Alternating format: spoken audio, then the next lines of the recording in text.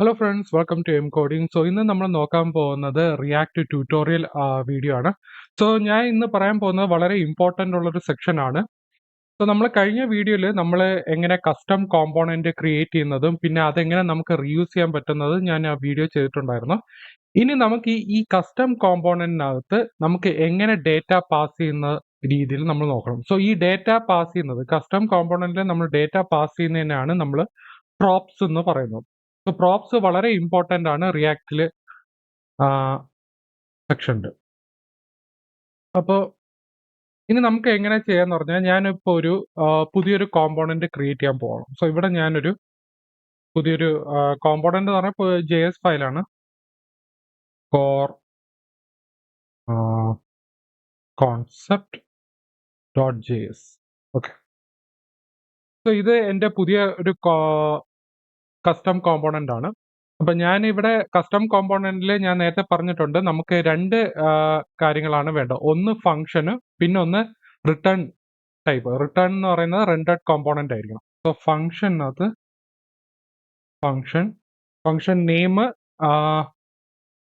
Function നെയിമിന്റെ first letter എപ്പോഴും caps ആയിരിക്കണം. Core concept ഒരു ബ്രാക്കറ്റിനകത്ത്. സോ ഒരു ഫംഗ്ഷൻ ഉണ്ടാക്കിയിട്ടുണ്ട്. ഇനി അടുത്ത് നമുക്ക് വേണ്ടത് റിട്ടേൺ ആണ്. ഓക്കെ,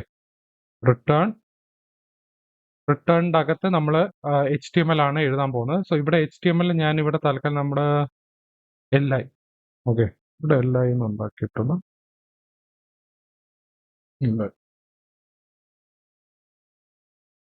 ഇവിടെ ഞാനൊരു H1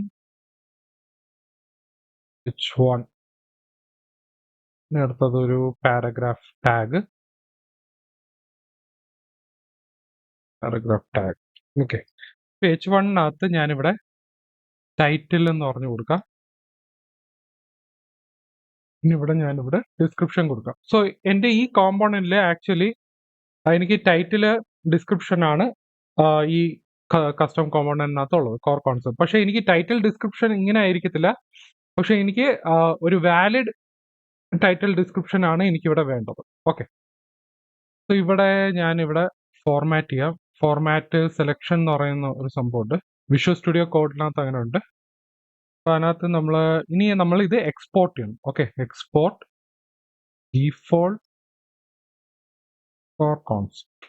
ഓക്കെ, സോ എൻ്റെ കസ്റ്റം കോമ്പോണന്റ് റെഡി ആയിട്ടുണ്ട്. ഇനി എന്താ ചെയ്യേണ്ടതെന്ന് പറഞ്ഞാൽ എനിക്ക് ഈ app.js എൻ്റെ ഈ കസ്റ്റം കോമ്പോണന്റിനകത്തോട്ട് ഇമ്പോർട്ട് ചെയ്യണം. അപ്പോൾ എങ്ങനെയെന്ന് പറഞ്ഞാൽ നമ്മളിവിടെ ഇപ്പോൾ index.jsനകത്ത് ഇമ്പോർട്ട് ആപ്പ് ഫ്രം .app ഇത് എന്ന് പറയുന്നത് നമ്മൾ കസ്റ്റം കോമ്പോണന്റിനെ ഇമ്പോർട്ട് ചെയ്യുന്നത്. ആക്ച്വലി ആപ്പ് എന്ന് പറയുന്ന മെയിൻ കോമ്പോണന്റ് ആണ്. സോ ഈ മെയിൻ കോമ്പോണന്റ് ഇമ്പോർട്ട് ചെയ്യുന്നത് പോലെ നമ്മൾ കസ്റ്റം കോമ്പോണന്റിനും കൂടെ ഇമ്പോർട്ട് ചെയ്യണം.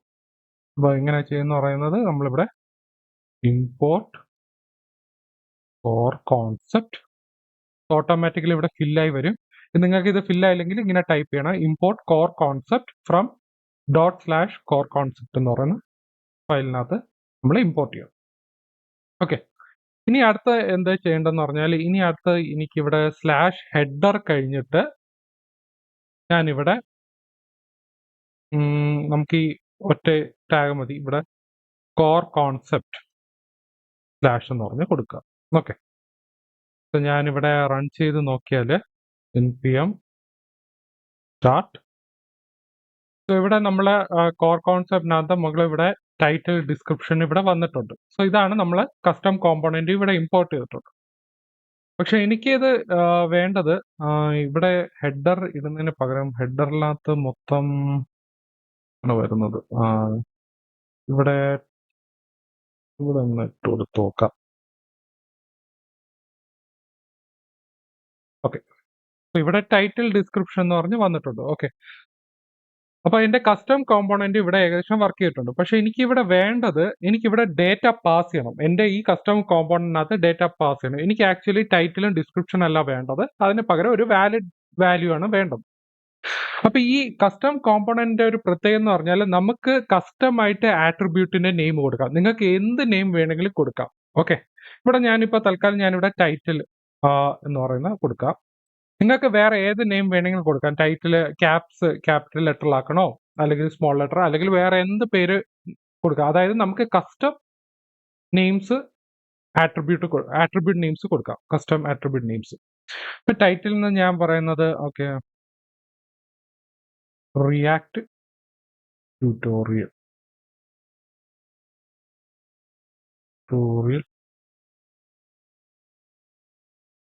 അടുത്തൊരു space.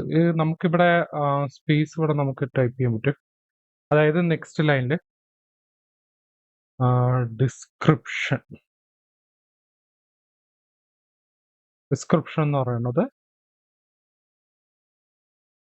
Welcome to React. Okay, welcome to React Malayalam tutorial. Okay, ഈ കോർ കോൺസെപ്റ്റ് എന്ന് പറയുന്നത് നമ്മുടെ ഇതിനകത്ത് റിട്ടേൺ ചെയ്യുന്നത് LI ആണ്, ലൈൻ ഐറ്റംസ് ആണ്. ഇപ്പൊ ഞാൻ ഇവിടെ ഒരു UL ഇടാം. UL-നകത്ത് ഇങ്ങനത്തെ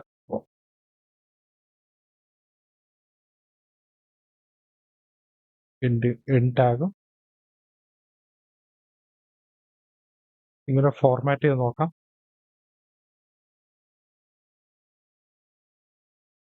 ഓക്കെ, സോ എൻ്റെ രണ്ട് ആട്രിബ്യൂട്ട്സ് ആണ് ഇവിടെ ഉള്ളത്, ടൈറ്റിലും ഡിസ്ക്രിപ്ഷനും. സോ ഇത് കസ്റ്റം ആട്രിബ്യൂട്ട് ആണ്. സോ ഈ ടൈറ്റിലും ഡിസ്ക്രിപ്ഷനും എനിക്ക് എവിടെ പാസ് ചെയ്യണം? എൻ്റെ ഈ കസ്റ്റം കോമ്പോണന്റിനകത്ത് ഈ ഡേറ്റ ഇവിടെ പാസ് ചെയ്യണം. ഓക്കെ, സോ ഈ ഒരു ആട്രിബ്യൂട്ട്സിൽ നമുക്ക് എന്താ ചെയ്യേണ്ടത്? നമ്മൾ ഇവിടെ ഒരു ഫംഗ്ഷൻ ഇവിടെ നമ്മൾ കണ്ടായിരുന്നു, ഒരു ജെൻ റാൻഡം ഇൻറ്റിനകത്ത് നമ്മൾ ഒരു പാരാമീറ്റർ ആണ് പാസ് ചെയ്യുന്നത്. ആക്ച്വലി ഈ മാക്സ് എന്ന് പറയുന്നത് ഒരൊറ്റ വാല്യൂ ആണ് നമ്മൾ പാസ് ചെയ്തത്. പക്ഷെ ഇവിടെ നമുക്ക് മൾട്ടിപ്പിൾ വാല്യൂസ് ആണ് പാസ് ചെയ്യേണ്ടത്. ടൈറ്റിലും ഡിസ്ക്രിപ്ഷൻ ആണ് പാസ് ചെയ്യേണ്ടത്. അപ്പൊ ഇവിടെ നമ്മൾ എന്താ ചെയ്യേണ്ടതെന്ന് പറഞ്ഞാൽ, നമ്മൾ കോർ കോൺസെപ്റ്റിനകത്ത് ഇവിടെ നമ്മൾ സെയിം തന്നെ ഇവിടെ മാക്സ് നമ്മൾ ഒരു പാരാമീറ്റർ കൊടുത്തില്ലേ, അതേപോലെ നമ്മൾ ഇവിടെ ഒരു സെയിം ഒറ്റ പാരാമീറ്റർ കൊടുക്കത്തുള്ളൂ. അതിനാണ് നമ്മൾ പ്രോപ്സ് എന്ന് പറയുന്നത്. പ്രോപ്സ് എന്ന് പറഞ്ഞാണ് നമ്മൾ പാരാമീറ്റർ പാസ് ചെയ്യുന്നത്. നിങ്ങൾക്ക് ഈ പ്രോപ്സ് നിങ്ങൾക്ക് വേറെ നെയിം കൊടുക്കാം. ഓക്കെ, നിങ്ങൾക്ക് കസ്റ്റം ആയിട്ടുള്ള ഒരു നെയിം കൊടുക്കാം. ഞാനിവിടെ പ്രോപ്സ് കൊടുക്കാൻ കാര്യം എന്ന് പറഞ്ഞാൽ, നമ്മൾ റിയാക്ട് പ്രോജക്റ്റ് ചെയ്യുമ്പോൾ പ്രോപ്സ് എന്ന് പറഞ്ഞായിരിക്കും നമ്മൾ നെയിം കൊടുക്കുന്നത്. അതാകുമ്പോൾ ഡെവലപ്പറിന് മനസ്സിലാവുന്ന രീതിയിൽ. ഇപ്പൊ നിങ്ങൾക്ക് കസ്റ്റം ആയിട്ട് നിങ്ങൾക്ക് വേറെ നെയിം കൊടുക്കാം. നമ്മൾ ഒറിജിനൽ നമ്മളിവിടെ കൊടുക്കുന്നത് പ്രോപ്സ് എന്ന് പറഞ്ഞാണ് നെയിം കൊടുക്കുന്നത്. ഓക്കെ, ഇവിടെ പ്രോപ്സ് എന്ന് പറഞ്ഞ് കൊടുത്തിട്ടുണ്ട്. അപ്പൊ ഇവിടെ എന്താ സംഭവിക്കുന്ന പറയുന്നത്, ഈ ടൈറ്റിലും ഡിസ്ക്രിപ്ഷൻ എന്ന് പറയുന്നത് രണ്ട് ആട്രിബ്യൂട്ട് ആണ്. അപ്പൊ ഈ പ്രോപ്സ് എന്താ ചെയ്യുന്ന പറഞ്ഞാൽ, ഈ ഡേറ്റ നമുക്ക് അങ്ങോട്ട് പാസ് ചെയ്യുന്നതിന് മുന്നേ ഈ രണ്ട് ആട്രിബ്യൂട്ട്സിനെ നമ്മൾ ഒബ്ജക്റ്റ് ആയിട്ട് മെർജ് ചെയ്യും. ഓക്കെ, ഈ പ്രോപ്സിന്റെ ഒരു യൂസ് എന്ന് പറയുന്നത്, ഈ രണ്ട് ആട്രിബ്യൂട്ടിനെ എന്ത് ചെയ്യും, രണ്ടെണ്ണത്തിനെ പിടിച്ച് ഒബ്ജക്റ്റ് ആയിട്ട് മെർജ് ചെയ്യും. സോ ഇവിടെ ഈ പ്രോപ്സ് വരുന്നത് ഒരു ഒബ്ജക്റ്റ് ആയിട്ടാണ് വരുന്നത്. ഓക്കെ, സോ ഒബ്ജക്റ്റ് ആയിട്ട് വന്നു കഴിഞ്ഞാൽ എന്താ സംഭവിക്കുന്നത്, നമ്മൾ ഈ ടൈറ്റിലിനെ പിടിച്ച് മാറ്റിയിട്ട് ഇവിടെ നമ്മൾ എന്ത് ചെയ്യും, ഡൈനാമിക് വാല്യൂ ആണ് കൊടുക്കുന്നത്. ഇവിടെ നമ്മൾ പ്രോപ്സ് ഡോട്ട് ടൈറ്റിൽ, അതുപോലെ നമ്മൾ ഡിസ്ക്രിപ്ഷനും പ്രോപ്സ് ഡോട്ട് ഡിസ്ക്രിപ്ഷൻ എന്ന് പറഞ്ഞ് കൊടുക്കും. ഓക്കെ, നമ്മളിവിടെ കൊടുത്തു കഴിഞ്ഞാൽ എന്താ സംഭവിക്കുന്നത്, ഇവിടെ വന്നിട്ടുണ്ട്. Okay, React tutorial, welcome to React Malayalam tutorial എന്ന് പറഞ്ഞ് വന്നിട്ടുണ്ട്. ഓക്കെ, അപ്പൊ നിങ്ങൾക്ക് കാര്യം മനസ്സിലായെന്ന് തോന്നുന്നു. അതായത് നമ്മുടെ കസ്റ്റം കോമ്പോണന്റിനകത്ത് നമ്മൾ എത്ര ആട്രിബ്യൂട്ട്സ് വേണമെങ്കിലും കൊടുക്കാം. ഓക്കെ, ഈ ആട്രിബ്യൂട്ട്സ് ഈ പ്രോപ്സ് എന്ത് ചെയ്യാന്ന് പറഞ്ഞാൽ, ഈ ഇത്രയും ഡേറ്റാസിനെ പിടിച്ച് ഒരു ഒബ്ജക്റ്റ് ആയിട്ട് ഉണ്ടാക്കിയിട്ട് കസ്റ്റം കോമ്പോണന്റിനകത്തോട്ട് പാസ് ചെയ്യും. ഓക്കെ, സോ ഈ കീ വാല്യൂ എന്ന് പറയുന്നത്, ഈ വാല്യൂ ഏത് ടൈപ്പ് വേണമെങ്കിലും, ഇപ്പൊ ഞാൻ ഇവിടെ കൊടുത്തിരിക്കുന്ന സ്ട്രിംഗ് ആണ്. നിങ്ങൾക്ക് ഏത് ടൈപ്പ് വേണമെങ്കിൽ കൊടുക്കാം. സ്ട്രിംഗ് കൊടുക്കാം, നമ്പർ കൊടുക്കാം, ബൂളിയൻ ആയിട്ട് കൊടുക്കാം, അറേ സ്ട്രിംഗ് ആയിട്ട് കൊടുക്കാം, ഒബ്ജക്റ്റ് ആയിട്ട് കൊടുക്കാം. സോ വാല്യൂ ഏത് ടൈപ്പ് ആണെങ്കിലും കുഴപ്പമില്ല. പക്ഷെ നമ്മൾ ഈ കീ വാല്യൂ എന്താ ചെയ്യുന്ന പറഞ്ഞാൽ, ഇതിനെ പിടിച്ച് ഒരു ഒബ്ജക്റ്റ് ആയിട്ട് ഒരു ഒബ്ജക്റ്റ് ആയിട്ട് ഉണ്ടാക്കിയിട്ട് ഇവിടെ വന്ന് പാസ് ചെയ്ത് വിടും. ഓക്കെ, സോ ഇതാണ് പ്രോപ്സിന്റെ ബേസിക് എന്ന് പറയുന്നത്. സോ ഇനി അടുത്ത വീഡിയോയിൽ നമുക്ക് കൂടുതലായിട്ട് പ്രോപ്സിന്റെ സിൻടാക്സ് പറ്റി പഠിക്കാം. ഓക്കെ.